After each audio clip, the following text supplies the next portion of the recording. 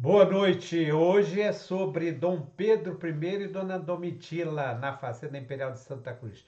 Domitila de Castro Canto e Melo, a Marquesa de Santos, na Fazenda Imperial de Santa Cruz. O que teria contribuído para aproximar e afastar o casal de amantes da residência rural? Essa é uma pergunta que nós vamos tentar encontrar a resposta aqui nesta apresentação de hoje. Nesse primeiro slide, achei interessante colocar esta imagem mostrando o ator Caio Castro interpretando Dom Pedro I e a atriz Agatha Moreira interpretando a Marquesa de Santos naquela novela Novo Mundo da TV Globo. Então, canal de História de Santa Cruz, canal do YouTube, História de Santa Cruz, professor Simvaldo. É, Hoje, então, abordando essa passagem do chamado o triângulo amoroso entre Dom Pedro I, Dona Domitila e a nossa primeira imperatriz, Dona Leopoldina. O nosso brasão heráldico de Santa Cruz, de autoria do cartógrafo do Exército Alberto Lima. E aqui também à esquerda coloquei um pregador que pertenceu a Dona Domitila, Marquesa de Santos, um pregador com o monograma dele. Então, hoje, sobre Dom Pedro I e a Marquesa de Santos em Santa Cruz. Esta história desse triângulo amoroso, incluído Dom Pedro, o imperador, nosso primeiro imperador, com a imperatriz, a nossa Dona Leopoldina, arquiduquesa da Áustria, nossa primeira imperatriz, e a Dona Domitila, que vai ser elevada ao cargo, né, ao título nobiliárquico de Marquesa de Santos, tem sido, desde que nós passamos a tomar conhecimento dessas cartas, isso já vem desde o final do século XIX, 1896, tem dado motivo para muitas publicações, muitos livros, além de livros também, quer dizer, não só livros de histórias de historiadores mesmo, mas livros, romances, histórias romanceadas, né? E também filmes, alguns filmes que já foram apresentados e muitas novelas, como essa novela Novo Mundo que eu coloquei aqui essa imagem para dar o início dessa apresentação. É, Sobre essas publicações, eu falo nesta apresentação o seguinte: as cartas em si, os textos das cartas, não são diferentes. As primeiras cartas que foram localizadas pelo historiador e diplomata Alberto Rangel, como eu falei, lá no finalzinho do século XIX, inicialmente ele publicou uma quantidade pequena de cartas. Posteriormente foram surgindo outras e outras mais cartas. Hoje, as edições mais contemporâneas, as edições mais atualizadas, têm muitas cartas. E de vez em quando sai um autor dizendo: tem cartas inéditas. Muitas vezes nem são cartas inéditas, são cartas que foram transcritas de uma forma ou de outra, né? E que foram acrescentadas. Mas o que eu estava querendo dizer é o seguinte: os textos destas cartas não modificaram nesses cento e tantos anos desde que foram descobertos. Não são. Você pode ver os textos se você pegar as edições, a primeira edição, que eu vou trabalhar aqui inicialmente com a primeira edição, que eu acho muito importante dar crédito àquilo que foi a origem. Depois vem as versões. Então, a primeira edição, de 1896, tem o texto que hoje, quem vai fazer a publicação das cartas hoje, vai publicar o mesmo texto. Agora, a questão toda que eu coloco aqui, que eu vou chamar atenção, e que é importante também quem acompanha o canal de YouTube de História de Santa Cruz, que leve isso em consideração, é o seguinte: o importante é verificar quando é que essas cartas estão sendo republicadas, transcritas, por quem é que está publicando, quem está transcrevendo, é, qual é a finalidade, qual é o leitor, o leitor alvo, né? Se destina a que tipo de leitor? É um leitor intelectualizado, é um leitor acadêmico, é um leitor, é uma criança, é um jovem, é uma adulta. Então, é uma leitura popular. Isso é muito importante, porque daí nós vamos ter o quê? Nós vamos ter a interpretação, a análise. Nós vamos ter aí as opiniões.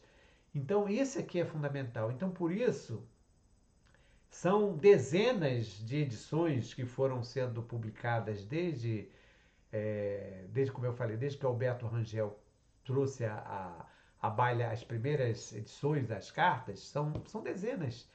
E são de diversos títulos que aparecem com um título às vezes chamativo, buscando fazer uma publicidade, chamando a atenção para um determinado um foco, outro, mas é sempre assim. Então, vamos ver, por exemplo, que se o autor tem a preocupação em ler as cartas e fazer uma análise do ponto de vista político e administrativo, como essa carta, por exemplo, essas primeiras cartas falam muito sobre isso. Então, vai mostrar uma Marquesa de Santos, uma Dona Domitila, como uma pessoa que teve uma influência muito grande junto ao imperador Pedro I. Realmente teve essa influência. Mas aí, dependendo do autor, e aí no caso eu estou citando aqui o Alberto Rangel, que vai citar uma série de historiadores também contemporâneos, porque o Alberto Rangel, como eu falei, começa lá no século XIX, e as obras vão sendo publicadas no decorrer das primeiras décadas do século XX. Então, nós observamos pela leitura, pela análise, pela transcrição, pelas notas, pelos comentários, que o Alberto Rangel procura dar muita ênfase à questão da influência política da Dona Domitila. Influência sob o ponto de vista de estar indicando nomes que para serem agraciados com títulos nobiliárquicos. Inclusive, outro dia eu falei sobre o Dom Romualdo, né, que foi aquele bispo que recebeu o título e dizem que Dona Domitila teria influenciado. Vocês podem lembrar também essas novelas, a própria novela Novo Mundo e outras, também novelas de época da Globo, sempre buscando dar uma importância, até porque a novela ela tem que ter também aquele caráter apelativo, né, de comercial. Não vai se fazer uma novela buscando a história da maneira como nós conhecemos. Então eles vão procurar romancear, vão procurar mostrar o lado, muitas vezes o lado jocoso, Dom João VI, por exemplo. Vão procurar fazer o quê? Mostrar o Dom João VI, aquele Dom João VI que eu chamo ele de estadista, aquele Dom João VI que fez uma série que governou de forma a se trazer uma série de benefícios, ou vou mostrar aquele Dom João VI que gosta de comer franguinhos e tudo mais. Então o povo gosta dessas coisas. Então, mesma coisa em relação às cartas de Dom Pedro I para a Marquesa de Santos. Nós, quando vamos ler essas cartas, nós temos que estar atentos. Quem é que está escrevendo isso? Quem é que está? Por que está escrevendo? Qual o livro? Qual o título do livro? Então, por exemplo, quando eu comecei a ler esse texto do Alberto Rangel, logo na primeira parte, tem uma espécie de advertência ao leitor. E nessa advertência ao leitor, que eu inclusive vou transcrever aqui, vou comentar com vocês, tem o seguinte na parte final, que essa leitura não é recomendável para as senhoras. Vejam vocês, que é uma advertência dizendo que as senhoras não devem ler esse livro. Eu fico perguntando o seguinte, por exemplo, a historiadora, escritora talentosa Mary de Priori, que escreveu, que é uma pesquisadora, é doutora em história, é historiadora, já escreveu dezenas de livros e é uma especialista em história da mulher no Brasil, escreveu muitos livros relacionados com a mulher desde a época colonial até hoje, vem escrevendo, continua escrevendo. Ela jamais, numa das obras dela, ela inclusive escreveu também sobre a Marquesa de Santos, jamais ela ia escrever isso, claro, porque não tem sentido uma mulher escrever que não é recomendável a leitura. Então, para vocês verem, porque isso aí é de uma época, isso aí é de um autor. Hoje também, outros autores, mesmo sendo homens e tal, não vão escrever isso. Embora tenha algumas passagens que alguns apelam. Por exemplo, tem umas cartas que inclusive os originais se encontram na Biblioteca Nacional. Uma dessas cartas, Dom Pedro I chegou a enviar para a Marquesa de Santos pelos pubianos.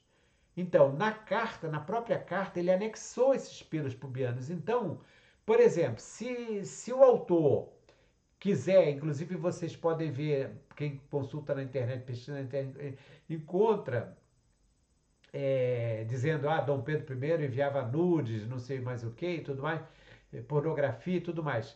Se for por esse lado, vai chegar realmente a esse tipo de conclusão. Então é importante, volto a dizer, que se faça a leitura de uma forma crítica, procurando ver qual é o autor, procurando ver o que ele está pretendendo, se é um historiador sério, se está querendo fazer sensacionalismo, se está querendo ganhar dinheiro com uma obra que é mais literária do que histórica, tudo isso. Não querendo desmerecer, desvalorizar, depreciar as obras que têm esse caráter de história romanceada, né? Porque também são interessantes, mas sempre chamando a atenção para que as pessoas possam estar atentos a que tipo de análise, a que tipo de abordagem, a que tipo de notas estão feitas. Agora, eu estou falando e não disse ainda que nós somos de um canal de história de Santa Cruz. Então, isso tudo aí é de uma maneira geral. E Santa Cruz, como é que entra nessa história? Porque o que eu vou focalizar principalmente aqui é a questão das cartas que foram escritas em Santa Cruz, né, na Fazenda Imperial de Santa Cruz, porque o relacionamento, o conhecimento de Dom Pedro I com a Marquesa de Santos começa exatamente no ano da independência, em 1822, quando Dom Pedro faz aquela célebre viagem, o périplo da independência, que ele passa por Santa Cruz, vai por Itaguaí, e já até em 2022 publicaram vários livros sobre esse périplo, né? Tem inclusive um livro muito interessante do Canabrava Barrios que fala sobre, mostra inclusive todo o trajeto, passo a passo, dia a dia. Então, o que nós vamos falar aqui, tratar aqui, é essas cartas. Algumas cartas foram escritas aqui de Santa Cruz, por Dom Pedro I, e outras fazem referência a Santa Cruz, porque, como eu já falei, não custa nada repetir, Santa Cruz, pela sua importância, né, histórica, geográfica e tudo mais, então ela aparece muito. Então, algumas cartas dessas cartas que Dom Pedro escreveu, ele estava em Santa Cruz, e ele se refere a Santa Cruz. E outras cartas já mencionam assuntos relacionados também com a fazenda. Então, as primeiras cartas, a primeira carta ele já escreve um pouco mais de 2 meses após a independência, que é em novembro de 1822. É a primeira carta que temos notícia que ele escreveu de Santa Cruz para a Marquesa de Santos, ainda aquele relacionamento inicial, um relacionamento muito afetuoso, muito amoroso, que ele se intitula O Demonão, ele chama ela de Minha Titilha e tal. Depois, com o passar do tempo, quando vai chegando já, depois da morte da dona Leopoldina, surgiram muitos conflitos entre o casal, e depois também ele começa a ter que se afastar da Marquesa de Santos, porque ele tinha que se casar novamente, tinha que ser um casamento dentro da realeza. E para esse casamento que acontecesse dentro da realeza, ele tinha que se afastar definitivamente da Marquesa de Santos. Ele vem para Santa Cruz, aí já viúvo, inclusive nesse momento que ele vem para Santa Cruz, ele vai receber embaixadores, como por exemplo o Marquês de Gabriac, que vai estar aqui quando ele é viúvo. Depois, já em 1826, ela morre em dezembro, Dona Leopoldina morre em dezembro de 1826, 1826, 1827. Mesmo no anozinho depois da morte, quando ele já estava quase com o casamento contratado, ele está em Santa Cruz, mas ele sente digamos, uma saudade imensa de estar novamente com a dona Domitila. Já estava viúvo, então manda chamá-la, manda convocá-la lá em São Paulo, ela vem, passa por Itaguaí, quando eles têm conhecimento que ela está chegando em Itaguaí, ele está naquela ansiedade, naquele desespero, imaginem vocês, né? Aquele tempo eu estava viúvo, do jeito que ele era, garanhão, galinhão, mulherengo, né? Então ele devia estar há algum tempo já com aquela necessidade. Então ele vai se encontrar, vai antecipar o encontro em Itaguaí e segundo o historiador Benedito Freitas, que o Benedito Freitas tem um capítulo que ele intitula Marquesa de Santos Santa Cruz, ele vai transcrever algumas dessas cartas e eles vêm para Santa Cruz, mas isso aí já no finalzinho. Mas a imposição da realeza era muito forte, ele não tinha mais como continuar com a Marquesa de Santos. E chega um momento que vai ter que realmente dizer tchau, tchau. Essa despedida final tem também alguns episódios que acontecem em Santa Cruz, porque Dom Pedro I, como eu já falei em outras oportunidades, ele era apaixonado por cavalos, cavalos de raça. Esses cavalos eram criados aqui em Santa Cruz, na fazenda de Santa Cruz, na Cudelaria Imperial, que era um espaço construído exatamente para que ele pudesse ter esses cavalos de raça. Ele tinha cerca de 30 cavalos de raça.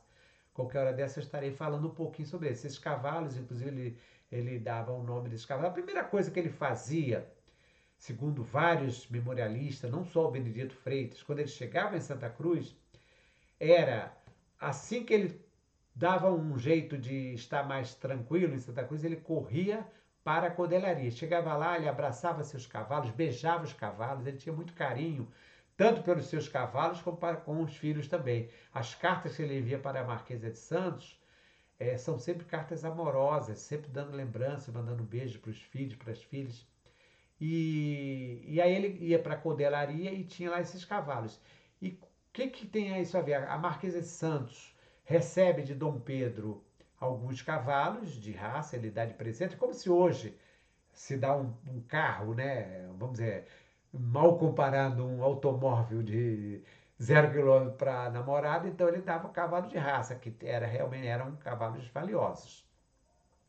E quando eles se separam, ele faz questão de dizer que os cavalos delas, né, que os cavalos da Marquesa de Santos, alguns ficavam em Santa Cruz, outros ficavam lá em São Cristóvão, na Quinta da Boa Vista, ou mesmo porque a Marquesa de Santos, isso eu não falo no meu texto aqui na apresentação, porque já é um outro assunto.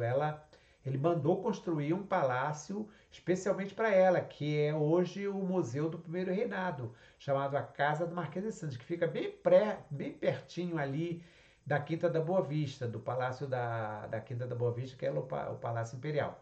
Então, o palácio foi construído pelo arquiteto Pezerat. Esse Pezerat era um francês, que inclusive também esteve em Santa Cruz, fez um projeto de um engenho que ele ia construir aqui em Santa Cruz. Esse engenho não chegou a ser concluído, mas o Pezerat também teve alguma participação nas obras, algumas obras de reforma do Palácio Imperial de Santa Cruz, e foi o Pezerat que construiu, que fez o projeto do Museu do Primeiro Reinado, onde a Marquesa de Santos passou a viver, pertinho dele. Então, algumas pessoas dizem que existia um túnel, porque essas histórias de túnel são muito recorrentes. O pessoal parece que é uma verdadeira mania de falar em túneis, de dizer que tem que ter um túnel, por exemplo, o túnel dos jesuítas, os túneis lá do Morro do Castelo, e vai por aí afora. Realmente existiram alguns túneis, nós sabemos disso, até mesmo nós temos conhecimento de túnel na, na Fortaleza São José, né, que hoje é um museu do primeiro distrito naval, dos fuzileiros navais, é um museu muito interessante. Então, lá dentro, quem vai lá, o museu foi feito dentro, foi montado dentro do próprio túnel. Então, eram os túneis. Mas não tinha sentido, acredito, né? Pode ser que eu também esteja errado, de construir, de fazer um túnel, porque Dom Pedro precisava sair escondido. Dom Pedro não tinha essa questão. Ele era muito aberto de sair escondido para se encontrar com a Marquesa de Santos. Tem algumas referências de alguns historiadores, eu acho que o próprio Alberto Rangel, que lá de uma das janelas, porque o Palácio da Quinta da Boa Vista, quem conhece, o museu, né, o Museu Nacional, ele é alto, ele fica uma plataforma mais alta. Então, olhando para baixo, dá para ver que fica ali perto do antigo CPOR ali, dá para ver então dava para ver o palácio da dona Domitila. E já li alguma coisa falando sobre isso, que ele ficava olhando para saber se as luzes estavam apagadas, né? Se tinha gente lá. Então ele depois mandava cartas perguntando quem esteve lá, porque ele ficava observando, estou de olho, né? Então, não tinha, eu acho que não tinha sentido, vejo assim, não tinha sentido a existência desse túnel, mas existem as lendas da existência desse túnel.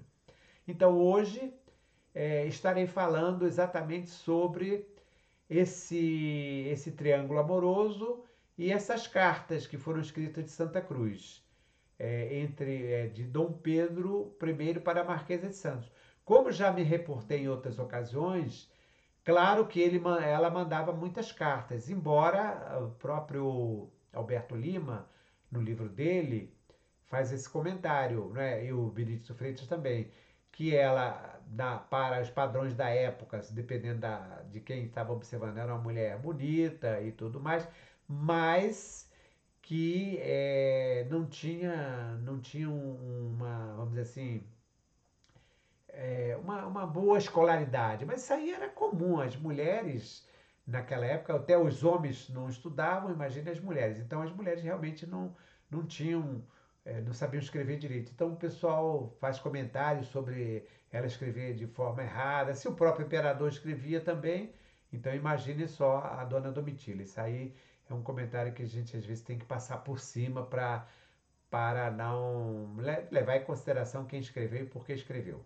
Então, hoje estarei falando sobre essas cartas e esse relacionamento. E começo também falando o seguinte, a pergunta que eu fiz inicialmente, né? É sobre essa... que estaria levando para dificultar esta aproximação e esse distanciamento entre os dois? É claro que nós temos aí a questão geográfica, porque Quinta da Boa Vista até Santa Cruz a cavalo, olha que era uma viagenzinha, devia ser uma viagem bem tortuosa, bem cansativa. Embora o Dom Pedro I, como ele era muito audaz, muito destemido, valentão e tudo mais, ele saía muitas vezes, até tem um episódio que é contado também, até uma ocasião, quando eu estive com o doutor Pedro Nava, o escritor Pedro Nava, conversando, o Pedro Nava lembrou desse episódio, que houve um caso do Felício, o marido da dona Domitila, né? O primeiro marido, que depois eles se separaram, divorciaram, porque ele andava maltratando muito a dona Domitila e tal. E ele vivia, sabia que ela tinha muita influência com o imperador, vivia incomodando, digamos assim, pedindo que ela fizesse isso, fizesse aquilo, para que Dom Pedro arranjasse alguma coisa para ele. E até chegar ao ponto que estava incomodando muito. E ela foi fazer essas queixas para Dom Pedro, mas talvez tenha pintado a coisa de uma forma muito mais séria do que talvez fosse, e Dom Pedro ficou muitíssimo irritado. Isso do Dr. Pedro Nava comentando comigo, o escritor Pedro Nava, né, que ele também era um memorialista, escreveu Baú dos Ossos, era uma pessoa incrível também. E aí ele comentou isso comigo lá na visita que eu estive com ele, né? E Dom Pedro saiu à noite sozinho, uma noite, isso Pedro Nava contando, e também eu li isso em algum autor desse aí. Saiu sozinho à noite de São Cristóvão, uma chuvarada com trovões, e veio a feitoria de Periperi, que fica ali pro lado da Seropédica, para aquela região lá, que mais fazia parte da Fazenda Santa Cruz, veio para tomar satisfações com o ex-marido da dona Domitila. E, segundo o Pedro, Contando isso, nós rimos muito. Veio dar uma pisa, veio dar uma surra no Felício e saiu daqui satisfeito, voltou para São Cristóvão na mesma carreira. Quer dizer, imaginem vocês. Então, essa questão do afastamento da questão geográfica não era, vamos dizer assim, digamos assim, um fator preponderante para esse afastamento. Mas, tudo bem, vamos lá hoje sobre essas cartas, esse relacionamento entre Dom Pedro I e a Dona Domitila de Castro Canto e Melo, a Marquesa de Santos. Dom Pedro I e Dona Domitila na Fazenda Imperial de Santa Cruz, o que contribuía para aproximar e afastar o casal de amantes da residência rural. O que eu acabei exatamente de comentar, ou seja, a questão geográfica. Embora, como também acrescentei aqui nos comentários, isso não fosse, digamos assim, um empecilho, um fator preponderante, porque Dom Pedro, se tivesse de fazer alguma coisa, ele fazia mesmo, ele era impetuoso, destemido e saía mesmo. Tanto que quando ele faz a viagem para Santos, embora ele não tenha ido, vamos dizer assim, a princípio, para o encontro com a Dona Domitila, foi lá em Santos, nessa viagem que ele vai proclamar a independência, que ele vai ter o encontro exatamente com a Domitila, e talvez tenha sido até mais importante, claro, sob o ponto de vista emocional, pessoal, íntimo, né, do que a própria independência, né? Claro que nós estamos falando aqui de duas coisas completamente diferentes. Ele como príncipe, não, como imperador, como chefe de governo, e ele como homem. Então nós temos aqui a imagem de Dom Pedro, que foi interpretado pelo ator Caio Castro, e a Marquesa de Santos, que foi interpretada pela Agatha Moreira naquela novela Novo Mundo, da TV Globo, para fazer a abertura desta apresentação do canal do YouTube de História de Santa Cruz, do professor Simvaldo. O brasão heráldico de Santa Cruz não pode faltar, autoria do Alberto Lima, nosso cartógrafo, que era cartógrafo do Exército, né?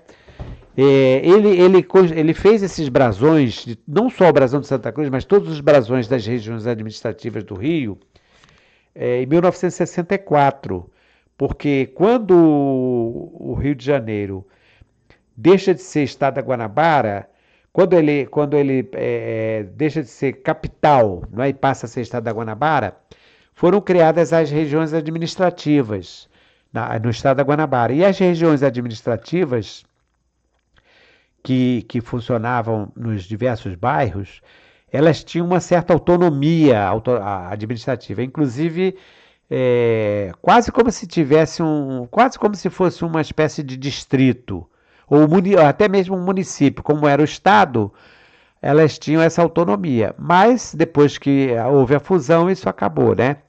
E esses brasões, então, foram solicitados ao Alberto Lima, exatamente para dar esse sentido também de símbolo, né? Porque, como eu já falei em outras oportunidades, o brasão é uma síntese iconográfica da história. Depois isso acaba, porque aí o estado da Guanabara é extinto, volta a ser uma cidade, né? Como era no município da Corte. E eu coloquei então esse desenho aqui de baixo, da esquerda, que é um pegador produzido em prata de lei, com o monograma da Marquesa, que foi amante de Dom Pedro I. Era longo, acidentado, perigoso e certamente cansativo o caminho percorrido por Dom Pedro I quando saía da Quinta da Boa Vista em direção ao Palácio Imperial de Santa Cruz, correspondendo a aproximadamente 53 quilômetros, segundo Renan Rodrigues no texto intitulado Caminho Imperial de Rota Histórica a Símbolo do Esquecimento. Uma reportagem que saiu no jornal o Globo no dia 13 de setembro de 2018, na página 20, a distância geográfica talvez contribuísse para o afastamento temporário do casal de amantes. Vejam esse infográfico que eu copiei aqui dessa reportagem do jornal O Globo. Aqui na direita, vocês observem que tem a Quinta da Boa Vista, o Paço de São Cristóvão. E era exatamente o percurso que Dom João VI fazia na sua carruagem, já a partir de 1808, foi a primeira viagem que ele chega aqui. Já em 1816 nós vamos ter uma linha de diligência que vai passar por esses pontos. E cada um desses pontos aqui tem um marco, tinha um marco, nem todos os marcos ainda existem. Então, existe o marco 11, existe o marco 10, existe o marco 9, o 8 já não tem mais, tem o marco 7, eu acho que o 6 também tem, quer dizer, os demais marcos, que eram marcos, são marcos são umas peças de granito, uns blocos monolíticos de granito, que faziam a distância, separação da distância. E em determinados locais viam também uma pousada, um local onde as carruagens, os cavalos paravam para dar água aos cavalos, porque imagine vocês sair numa viagem dessa, os cavalos cansavam, então era preciso que dessem uma parada. Então esse era o percurso que Dom Pedro fazia para Santa Cruz, e era o percurso também que a Marquesa de Santos chegou a fazer em alguns momentos. Domitila na Fazenda Imperial de Santa Cruz. Sob o título de A Marquesa de Santos em Santa Cruz, o historiador, jornalista e memorialista Benedito Freitas, no terceiro volume da sua História do Bairro Imperial, em capítulo que vai das páginas 453 até 560, incluindo notas de rodapé e transcrição de cartas em anexo, cita algumas das passagens de Dona Domitila, sempre em companhia do imperador Dom Pedro I. Esse livro do meio, que tem a capa azul,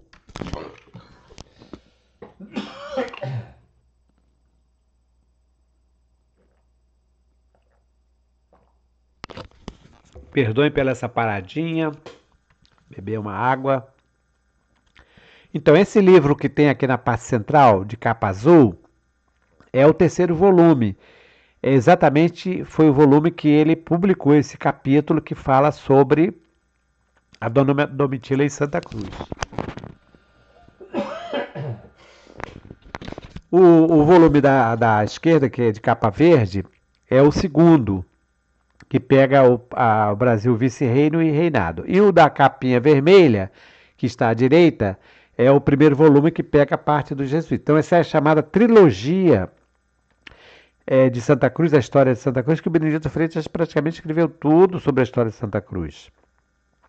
E abriu brecha para que outros historiadores publicassem livros, inclusive historiadores de academia, embora nem todos esses historiadores gostem de citar o Benedito, porque o Benedito não era um historiador acadêmico, era um memorialista, mas ele levantava todos os dados, colocava as referências dos jornais, as publicações raras, e é uma obra fantástica. Ele começou a publicar em 1985 e terminou em 1987. Antes disso, ele publicou 2 livros sobre o Matadouro. Então são cinco livros sobre a história de Santa Cruz. 2 sobre o Matadouro e 3 sobre a história de Santa Cruz.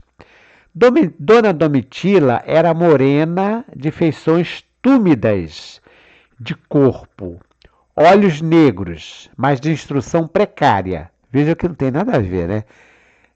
Uma coisa está falando da beleza física, outra já está falando do preparo intelectual. Mas vamos lá, tudo bem.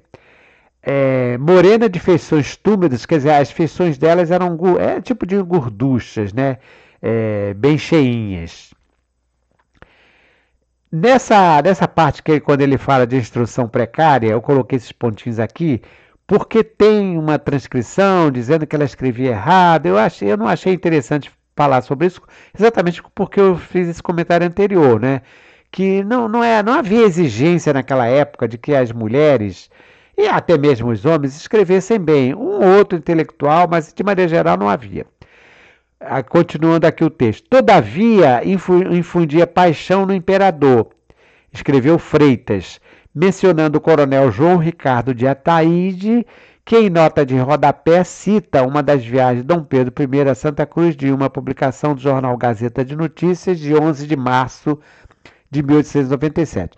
Essa nota, depois eu fui ler, ela não fala especificamente sobre a Marquesa de Santos, ela fala muito sobre Maria Grã, fala da viagem em si, como outros também já falam da fazenda dessa época. Eu aproveitei, já que ele falou aqui nas feições túmidas, né? E de corpo e olhos negros, eu peguei duas fotos, dois retratos.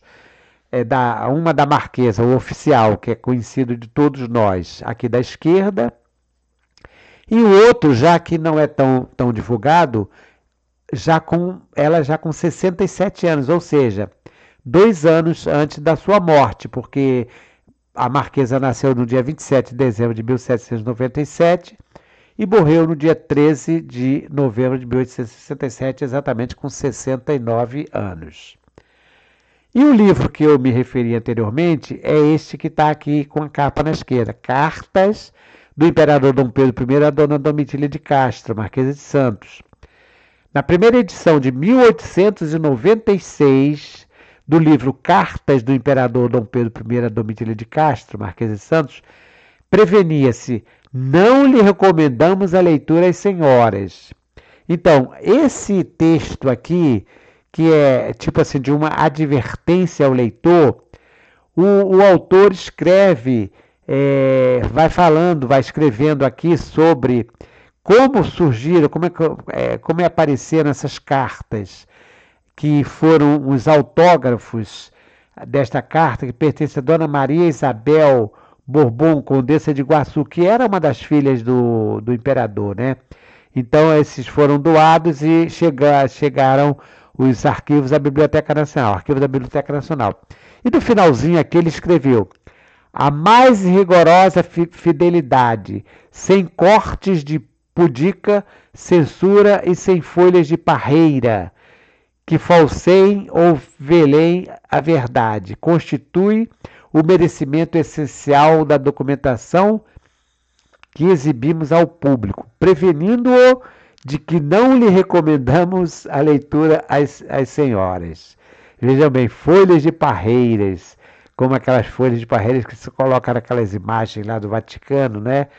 Porque os escultores colocavam os homens e as mulheres nuas, e aí depois se inventaram de colocar as folhas de parreiras. Essas cartas revelam o homem e o príncipe sob o aspecto verdadeiro, sem disfarces de conveniência, sem a dissimulação obrigatória imposta pela posição política acerca dos reis quando se exibem os seus vassalos. Esse é um trecho que eu tirei do prefácio na página 5. Então vejam bem, prevenindo-se de que lhe recomendamos, prevenindo-o de que não lhe recomendamos a leitura às senhoras.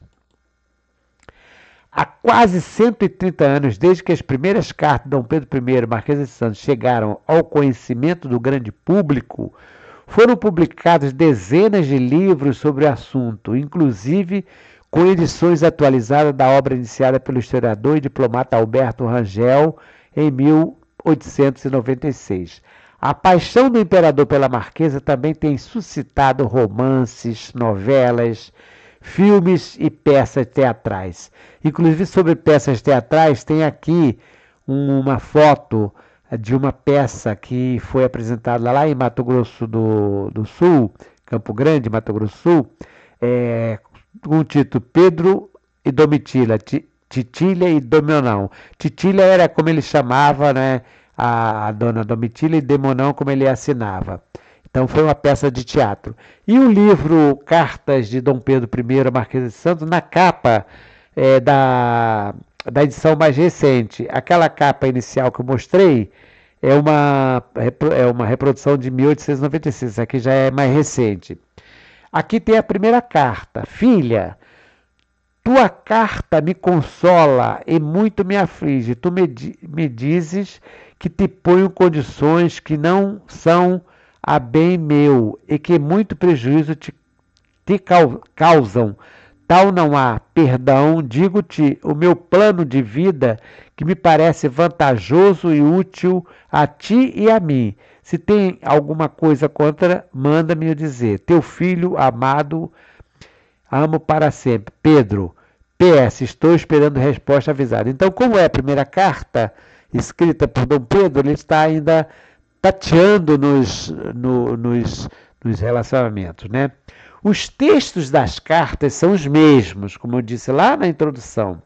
A transcrição, a análise, comentários e notas variam de tempos em tempos, em conformidade com a visão de cada autor, edição, público destinado e aspectos editoriais. Então, se for uma edição de luxo, vai procurar dar um aspecto luxuoso, com imagens coloridas, papel couché e tudo mais. Se for uma edição popular, a coisa pode ser feita num papel mais simples. Não podemos imaginar, por exemplo, que isso eu escrevi, né? A escritora e historiadora Mary Del Priore, que vem se dedicando especialmente ao estudo da mulher no Brasil desde os tempos coloniais, e afirma que é preciso refletir sobre o quanto as mulheres guardam dos costumes das antepassadas, acrescentar em seus livros que não são recomendados à leitura às senhoras. Teria nem sentido, né? Uma mulher escrever isso, como foi escrito lá na advertência ao leitor da obra da edição de 1896.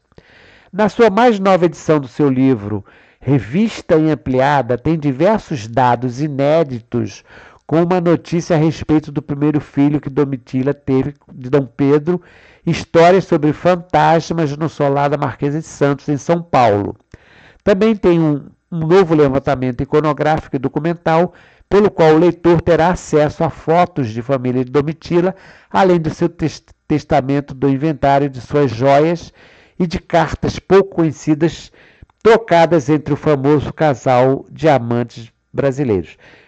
Vejam que o comentário que eu fiz anteriormente sobre a questão de que tipo de livro é, que vocês observem aqui. Por exemplo, essa nota sobre fantasmas do solar da Marquesa, isso não é uma nota de história, isso é uma questão folclórica, uma lenda, alguma coisa algum depoimento que foi acrescentado para quê? Para servir como mais um mote para a venda, né? Então, quando você pega aquele texto de 1896, que são apenas as cartas, tem um determinado tipo de apelo. Quem que vai se interessar por aquilo ali? Quando ela já está fazendo, nós estamos falando de obras, como eu falei também, a época que foi escrita. Hoje, as obras precisam ser coloridas, bonitas. Vejam as capas aqui, essas duas capas. Essa segunda obra aqui, A Carne e o Sangue, que também é de autoria da Mary Del Priore, é sobre o relacionamento de Dom Pedro II. Então já é uma outra leitura também. Mas isso aqui é importante ver. Se a Mary Del Priore coloca aqui inventário das joias e cartas e tal, e coloca isso nas fotos, já tem um objetivo de quê? De fazer com que o leitor se interesse também por esses aspectos, digamos, iconográficos, visuais da imagem, né? A mais ruidosa visita da Marquesa de Santos a Santa Cruz, segundo Benedito de Freitas, foi em meados de abril de 1829, com o imperador Pedro I, viúvo, cansado de esperar pela noiva prometida, mandou buscar a Marquesa de Santos em São Paulo e veio esperá-la em Santa Cruz. Obra citada, quer dizer, do Benedito de Freitas, aquele terceiro volume da História de Santa Cruz, página 454. Veja que meu abril de 1829, ele já estava viúvo há 2 anos, praticamente quase 2 anos, que a dona Leopoldina havia morrido em dezembro de 1826, quase 3 anos, né? Impaciente foi ao seu encontro em Itaguaí, isso Benedito Freitas narrando, né? A chegada a esta localidade, onde ficaram no palácio, foi festejada com foguetes vivas e, como prometeu o impensado Casanova, com uma aleluia completa. Mais uma vez triunfava a irresistível concubina, a única mulher na história das Américas a encher o império com o ruído de seu nome. Freitas, Benedito, obra citada, foi publicada em 1987, volume 3, página 454. Essa cópia aqui desse baralho, Dom Pedro de um lado e a Marquesa de Santos de outro, foi copiada aqui desse site. Outra presença da Marquesa de Santos em Santa Cruz, citada por Benito de Freitas, ocorreu em março de 1826, quando, poucos meses antes da morte da dona Leopoldina, né? Quando escreveu Freitas, uma grande comitiva acompanhando o casal de amantes aqui chegou ao entardecer. Aqui chegando na grande praça em frente ao Paço Imperial, a escravaria em gritos festivos, aproximando-se, mãos estendidas, respeitosa, implorava: a benção, minha ama. Enquanto Dom Pedro, retirando Dona Domitília do cavalo, oferecendo-lhe a mão como estribo, apertou-a pela cintura, cingiu-a alto e, ao pô-la no chão, exclamou todo prazenteiro: pesa alqueires de ouro esta pequena. Freitas, obra citada, página 455. Essa nota, esse texto, o Benedito Freitas continua escrevendo, eu não transcrevi aqui porque eu achei que era demais, mas estava presente o Chalaça, o Plácido, outros puxa-sacos do imperador, e um deles diz, quando ele fala que ela pesa alqueire de ouro, ele diz e que é ouro bem pesado, alguma coisa nesse sentido. Aí começam os dois, o Plácido e o Chalaça, a discutirem, porque um era ourives e o outro tinha sido cozinheiro. Aí começa a briga, né? Até que Dom Pedro aparta. Briga, discussão, que eu digo, né? Agosto de 1829, última passagem de Dona Domitila pela Fazenda Imperial de Santa Cruz. A Marquesa de Santos, que foi oficialmente dama de companhia de Dona Leopoldina entre 1825 até 1826, ano da morte da Imperatriz, esteve visitando a Fazenda Imperial de Santa Cruz em julho e agosto, sozinha. Quer dizer, sozinha não, em companhia do Imperador. Em outubro de 1827, juntamente com todos os principais membros da realeza, somente voltando após o rompimento definitivo com o imperador, já viúvo e comprometido em casamento com Dona Amélia de Leuchtenberg no mês de agosto de 1829. Veja que ela foi dama de companhia da Dona Leopoldina, mas foi uma imposição do imperador, porque Dona Leopoldina não suportava a Marquesa de Santos, nem podia, né? Precisa nem falar mais, sem comentários. Eu te amo, mas amo a minha reputação agora também estabelecida na Europa inteira, pelo procedimento regular e emendado que tenho tido. Então, isso foi uma imposição da realeza que ele tomasse vergonha na cara, né? Porque ele já estava viúvo, precisava se casar e era preciso, então, que ele se afastasse da sua concubina. Esta frase demonstra a tensão entre a paixão e a responsabilidade política que Dom Pedro I sentia e a necessidade de fazer escolhas que, mesmo dolorosas, fossem consideradas mais adequadas para o seu papel como imperador e rei. Aqui já é uma carta anterior, onde Dom Pedro ele diz: não é coisa nova de Santa Cruz, no texto dele. Eu coloquei a mais longa, mas talvez seja uma das mais longas cartas enviadas por Dom Pedro I à Marquesa de Santos. Foi datada de 14 de outubro de 1827, escrita às 7 horas da manhã. Então essa carta ele estava desesperado mesmo. E o imperador, sem meias palavras, descreve para sua amante ter contraído doença venérea. Ele vai escrevendo aqui e ele diz que não é coisa nova de Santa Cruz. Para evitar que ela diga que é coisa de Santa Cruz, ele diz que não é coisa nova de Santa Cruz.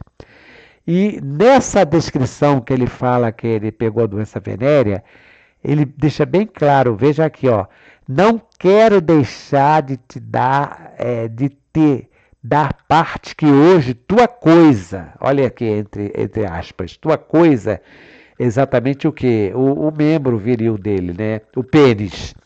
Tinha espremido alguma umidade, mas podes estar certa que não é nada senão da mesma debilidade de uretra, que no caso é uretra, né? Que já existia, que sempre fazia de manhã. Porque está tudo junto aqui. Deitar com uma lágrima, que é o que hoje também deitou. E que, limpando na camisa, ele vai falando tudo em detalhe, né? Faz uma nódoa como goma de polvilho, e que esfregando depois sai toda e a camisa fica clara. Então, observem vocês que ele não tinha o mínimo constrangimento de contar tudo.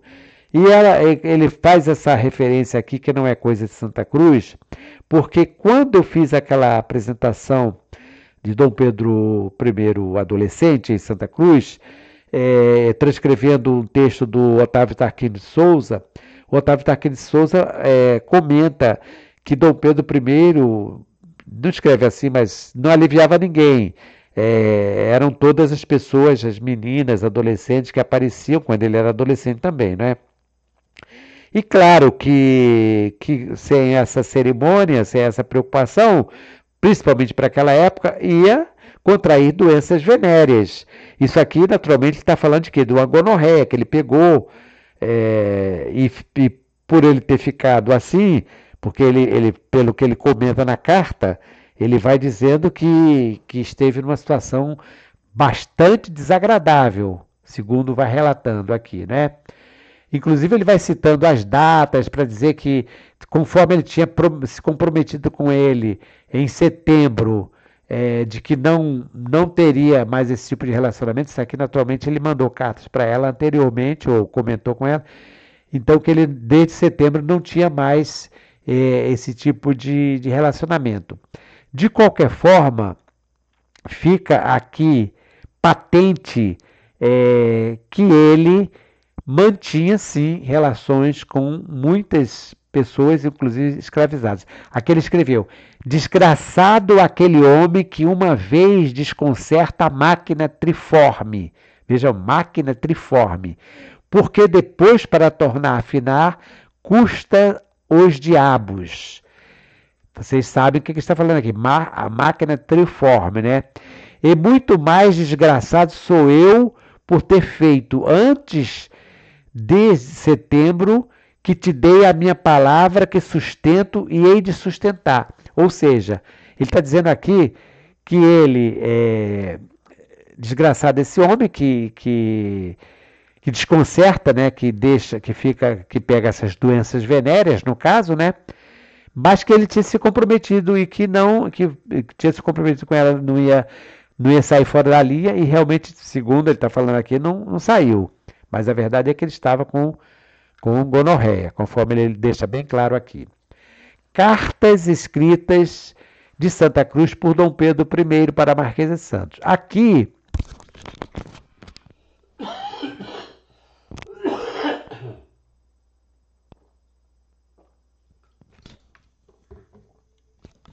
me perdoem pela essa paradinha aqui. Nesta carta, que é do dia 17 de novembro de 1822, 2 meses após a proclamação da independência por Dom Pedro I, e antes mesmo dela ter sido elevada ao título nobiliárquico de Marquesa de Santos, ele assina aqui como apaixonado monarca, como o demonão. E ele fala, minha cara titilha. Então vejam vocês que essas primeiras cartas, essa aqui é a primeira carta, não é? 17 de novembro de 1822. Essas primeiras cartas, elas são muito amorosas. Com o tempo, as cartas vão esfriando.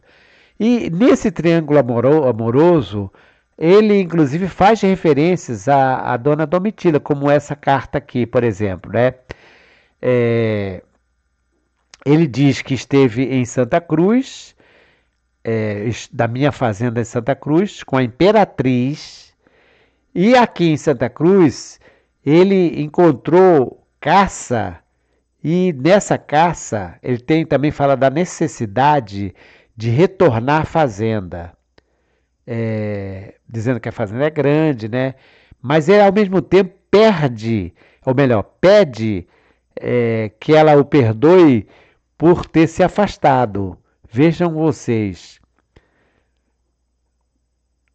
está em Santa Cruz com a esposa, mas está lembrando da amante.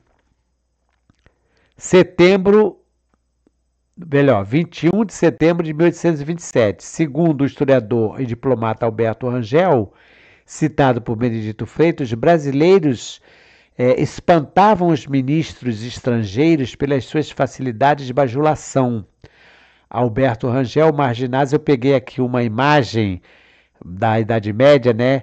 Porque essa bajulação, ela parece muito, como eu citei aquela, quando Dom Pedro chega em Santa Cruz e diz que a marquesa está pesando a ouro, que o Chalaça diz que realmente é ouro, porque é valiosa, isso aí é bajulação, né? Então aqui, ó, querida marquesa, recebi a sua carta que me trouxe o seu irmão Francisco, e na qual o irmão Francisco Benedito Freitas disse que é o pombo correio, né, que levava e trazia as cartas, e na qual me beija a minha imperial mão. Interessante que quando ele escreve, sempre com letra maiúscula, a minha imperial mão e da minhas augustas filhas. Eu lhe agradeço sobremaneira, obrigado que tem na minha imperial família, ele deseja mais perfeita saúde, como quem é seu amigo e homem seu imperador. Algumas vezes deixa algumas palavras incompletas, né, que nós não conseguimos entender. Também, lembrança de Santa Cruz, 22 de outubro de 1825, meu amor, minha titília. Estimarei que esta ache sem novidade, que dará muita satisfação a este seu amante. Remeto pelo portador desta um quarto de caça, e ficarei contente se esta minha lembrança lhe agradar.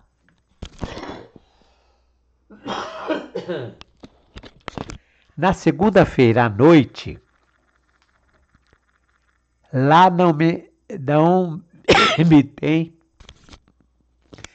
pois hoje da tarde já está dizendo difícil para ler aqui. Já vi os cavalos, amanhã vou ver as obras. Segunda-feira terei o gosto de a abraçar e beijar com aquela satisfação de que lhe é mercê. Seu fiel, constante, desvelado, agradecido e verdadeiro amante do fundo da alma e coração, o imperador. Vejam só. E essa outra aqui do dia 23 de novembro de 1824. Meu amor de meu coração, seria impossível que eu me esquecesse de você e da nossa querida Belinha, a Isabela, né? Para quem mando um beijo. Veja que ele está sempre carinhoso com a filha, né? Ainda que me estivesse no fim do mundo. Fui hoje ver as grandes plantações que tenho e, topando alguma caça, cacei e logo a destinei para a imperatriz. Olha o triângulo aqui. Assim você aceite, é meu benzinho. Igualmente o coração saudoso, quer dizer, ele manda caça para a esposa e para a amante. Deixe seu fiel constante e esqueci aqui, não consigo ler essa palavra aqui, não. O demonão. PS, amanhã pretendo mandar-lhe mais e melhor caça.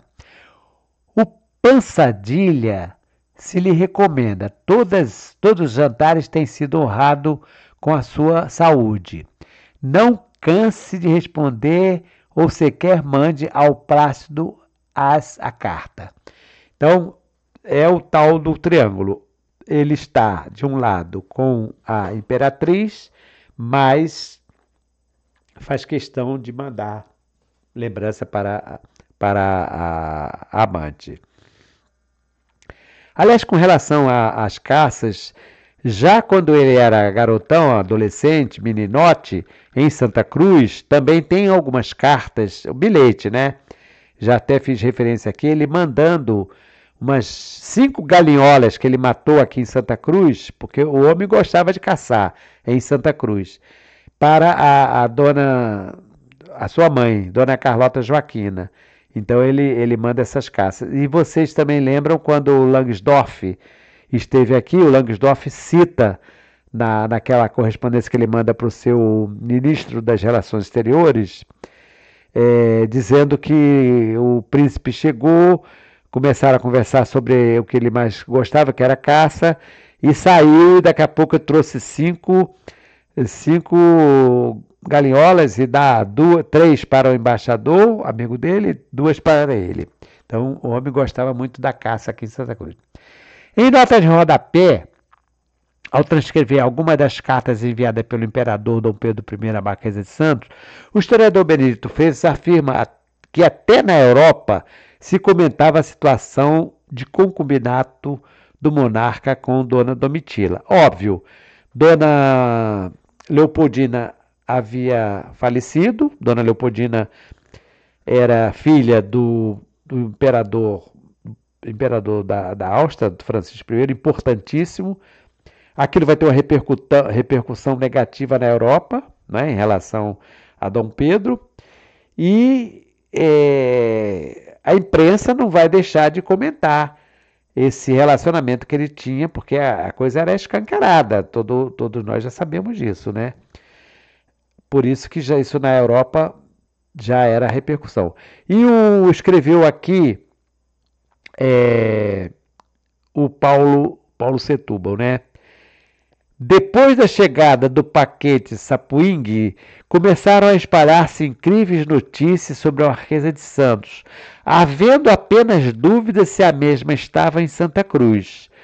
É uma carta em julho de 1829, citação de Paulo Setúbal no livro A Marquesa de Santos.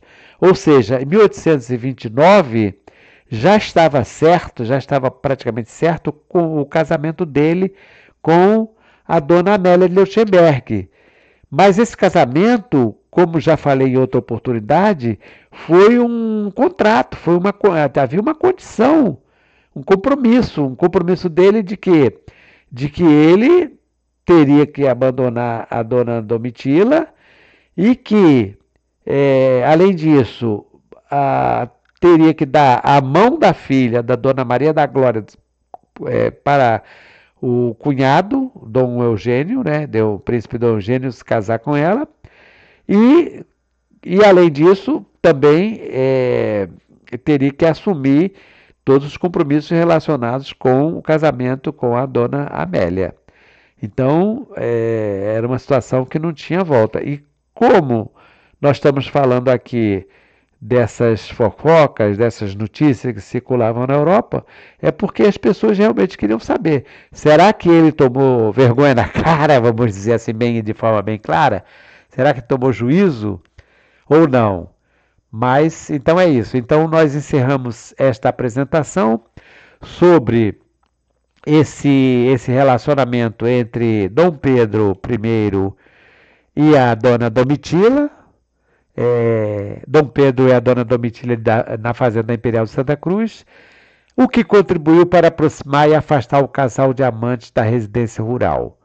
Então, canal do YouTube, História de Santa Cruz, do professor Simvaldo.